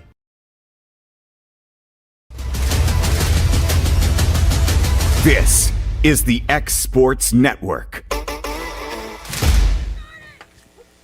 To the 7th we go. It is UT Southern ahead 11-4. Bethel down to their last 3 outs of the ball game. It'll start off with Fallon Jordan to be followed by Riley Sharp and Chanley Price. It is a very tall mountain to climb for Bethel, but the fact remains you still have the opportunity to put your climbing gear on and start treading. 1-1 to Jordan. Make it 1-2. That's a beautifully delivered heater.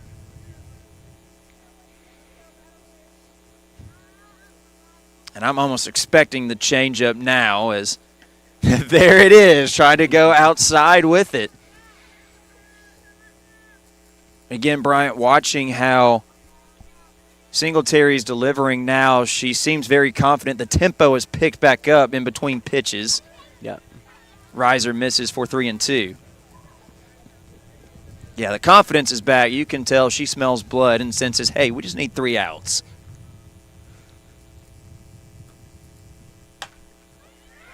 This is lined out to right field. And Fallon Jordan with a leadoff single to start the 7th inning.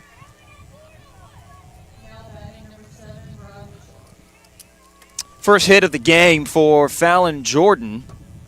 0 for 3 previously, 2 ground balls and a fly ball to center.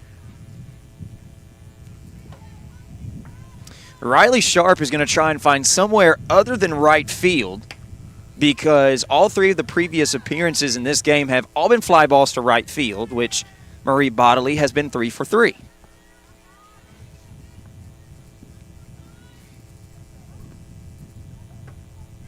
One-0 misses inside for 2-0.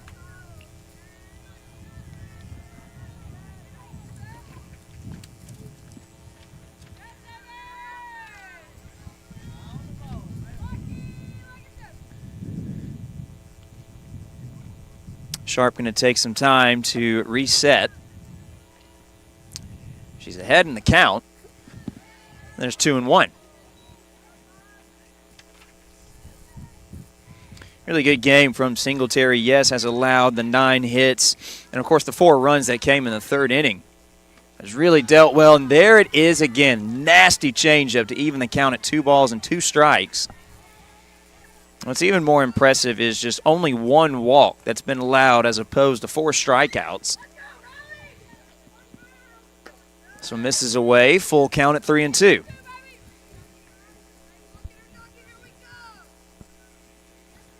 I think you can come right at her, give her your best shot, see what she does with it. There it is, nubbed off the cap of the bat. The late decision to throw to first is not in time. Wanted to make the short throw to second. Nobody was there. Costly mistake. Runners are on first and second for Bethel. I don't know what the infielders are doing there. I don't know if they're expecting her to go to first, if one of them expected the other to take the bag. But not a great sequence right there. Question the middle Hawks. infielders. Yeah, they'll kick themselves just a little bit, but still all you need is 3 outs. And, oh, my, that is well struck to center field. And this is a 4-run ball game, a 3-run bomb from Chanley Price.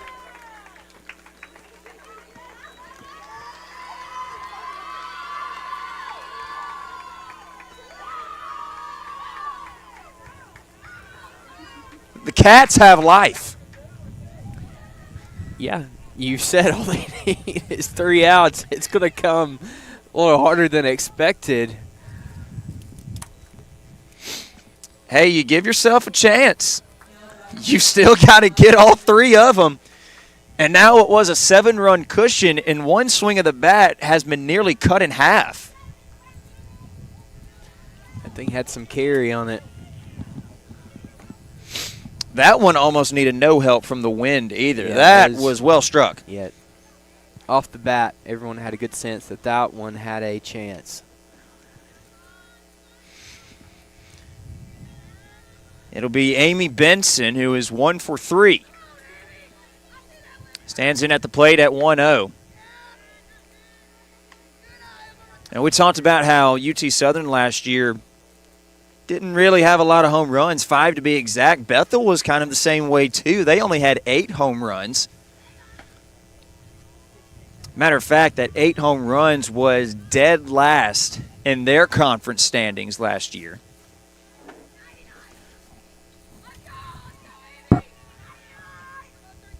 .3-0 is the count, and it's a 4-pitch walk that is dealt to Benson.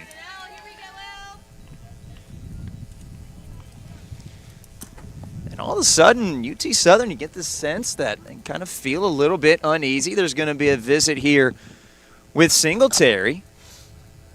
That very well could be the end of her game. There's at least going to be a discussion about it.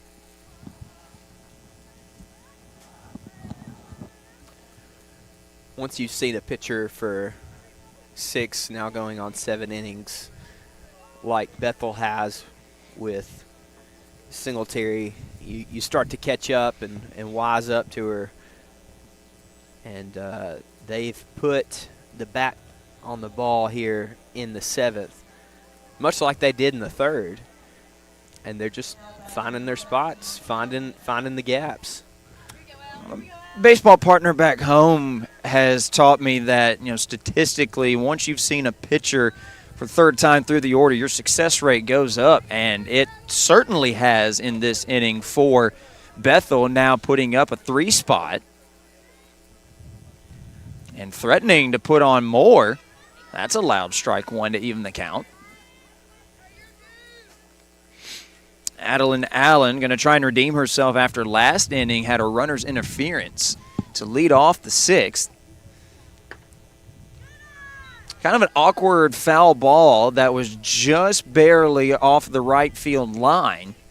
The first baseman, Incella Gilbreth, came in to make the play and got run into unintentionally by Allen, but was ruled an out, and she's behind that fastball at 2-2, and history tells us anything, I believe that changeup's coming next. It could. That was a big cut. With as aggressive as she was right there, yeah, it would make sense to see if she throws it. 2-2. Singletary delivers. Nope, stayed with the heater, went outside, 3-2. Earlier in the game, she was painting that outside corner and hasn't gotten as many calls as the innings have dragged on. That one misses inside. Back-to-back walks.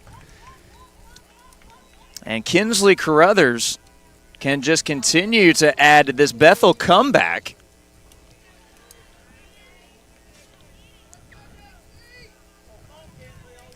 What's scary for Tennessee Southern is they've still yet to record an out in this 7th inning. They are still sticking with Singletary. And I see no action in that bullpen, so they seem pretty content to stick with her. Yeah, I think you let it ride for right now. She's still, like right there, hitting her spot. She's still got her velocity. Good drop ball to make it an 0-2 count.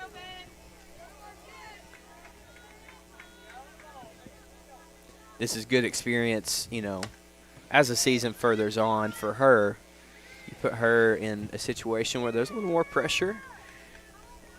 Don't just take her out. Let her learn from this. Let her grow. Let her fight through it. You have a 4-run lead, for Pete's sake.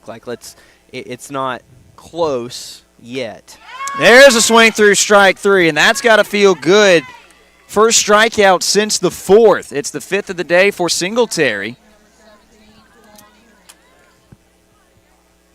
Well, and to add to your point, too, even if, let's say, Bethel were to tie or take the lead, you've still got a red-hot lineup that would get their opportunity in the bottom of the 7th if it got that far. Yeah. Hernandez watches, a low strike 1. Runners on first and second. One thing we haven't said, conventional double play still in possibility. This one hits the dirt. Good block by McCain to keep it in front, 1-1.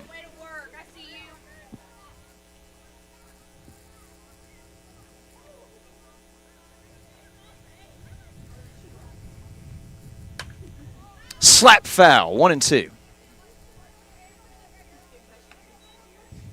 A little one will get some exercise, climb that hill, and go receive that. Yeah, there's always some good ball shaggers here at any baseball or softball field. I was that way when I was younger. Oh, man, that was a very half-hearted swing at the changeup, and that is strike 3, so that's 2 outs. It has to be a half-hearted swing because you start, and as you're going through the swing, you realize, oh, shoot, I need to slow down, and you're just waving at it. Oh, that changeup is disgusting from Ella Singletary. Loud fastball for ball 1. And it is up to Kinsley Nichols to keep hope alive for this lineup of Bethel. Nichols today in this game 3 for 4. Singletary stays inside. Yeah, she has found right field twice for a single. And then also has a base hit to center. 2-0, Nichols ahead of the count. 5th at bat today, at least in game 2. That was an angry swing, 2-1. And you can tell that Bethel, to an extent, kind of hunting the trees, trying to get back in this game. You send one over the fence. Oh, my.